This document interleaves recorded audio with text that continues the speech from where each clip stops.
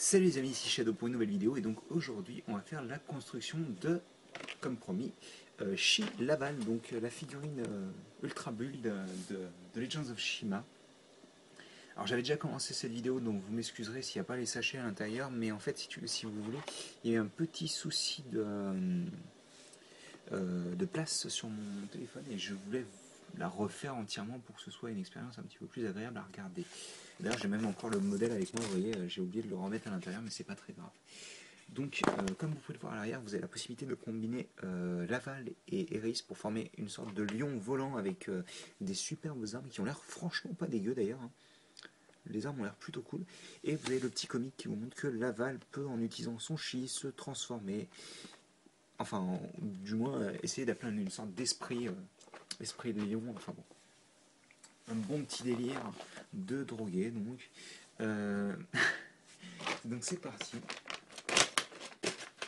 Et à l'intérieur, on a, oh bah oui, forcément, quand il n'y a pas les sachets autour, ça se déverse d'un coup.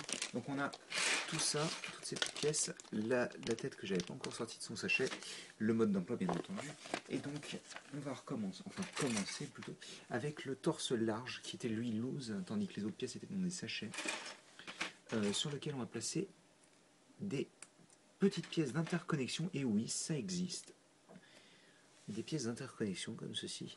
Attendez, je vais me placer un peu mieux, ce sera plus simple comme ça. On va prendre ensuite cette pièce qui est apparue l'année dernière dans Stormer Excel que je ne retrouve pas. Tac, tac, tac. Ben mince alors. Ah là voilà. Elle a été cachée la petite coquine. Donc on place ça là-dessus.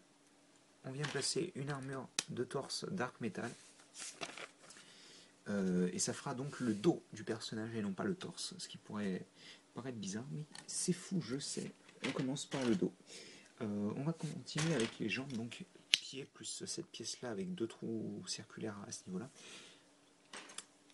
Une pièce intermédiaire, une petite pièce de friction qui sont apparues l'année dernière avec les Ultra Build justement, et ainsi que Black Phantom.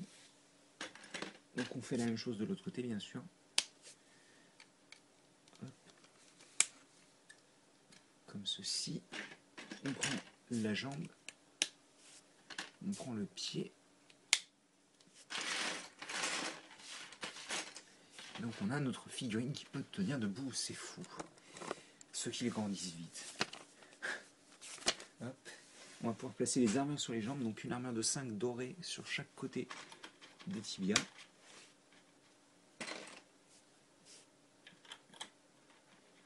Et une armure large en dark metal sur les cuisses directement à l'avant.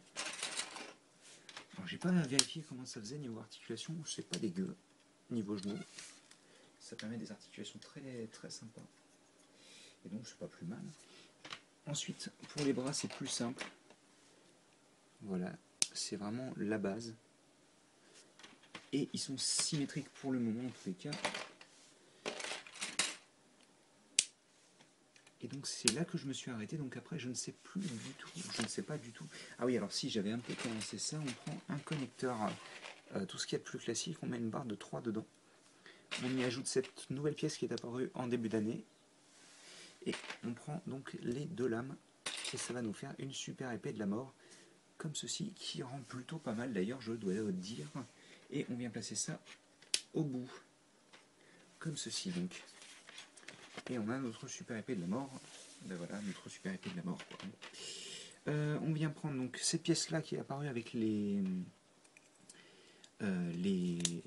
Hero Factory 3.0, donc qui était mince, j'ai du mal, c'est Jungle Planet. Voilà, on y place un bras de botte de ce côté là et les trois autres dans l'autre sens pour faire un pouce comment dire, opposable, comme avec donc les hommes, hein. On a un pouce opposable, voilà, hein, je vous apprends pas la biologie. Je n'oserais pas faire ça. Hop, donc on a une sorte de main plus ou moins bien faite, ça rend plutôt pas mal. Et on va la placer directement sur le connecteur. Et donc on va passer le doigt autour. On place ça sur le ball joint, excusez-moi, intermédiaire. Donc il a des bras un peu courts quand même, hein. On fait la même chose de l'autre côté. Plus ou moins, en tout cas, le symétrique.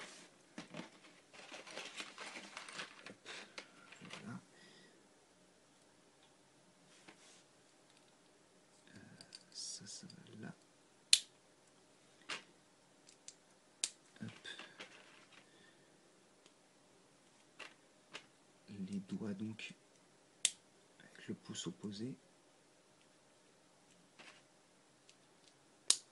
Et donc voilà.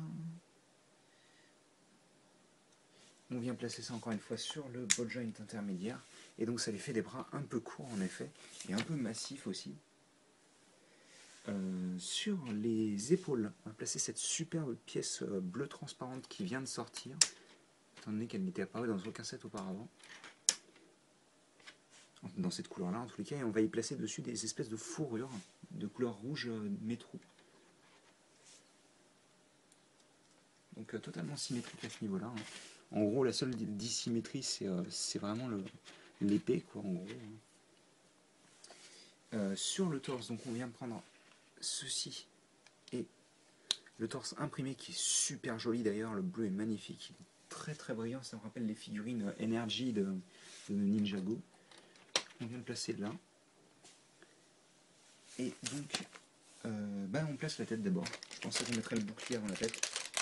Mais ils ont décidé de placer la tête d'abord. Un petit connecteur. On attache la tête. On la place comme ceci. Ce serait bien qu'il ait une cape quand même. Hein. Ça rendrait beaucoup mieux, je pense. Voilà, on a la tête. Et surtout qu'elle est un peu grosse. Donc ce serait bien pour faire en sorte que le torse fasse un peu plus massif. On vient placer ça à travers le bouclier. Excusez-moi.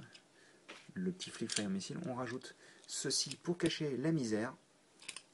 Et le tout vient s'attacher directement sur la main, en espérant qu'on puisse l'enfoncer un peu plus que c'est montré, voilà, directement sur la main. Et donc on a notre Laval qui est terminé, avec son bouclier et son épée.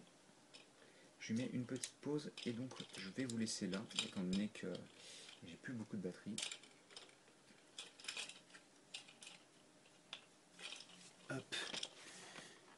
Et donc voilà. Bah écoutez, j'espère que vous avez apprécié cette vidéo qui s'est pas éternisée, elle était assez courte. Je vais vous laisser sur cette super image de Chi Laval qui apparaît à partir de Laval en lui-même.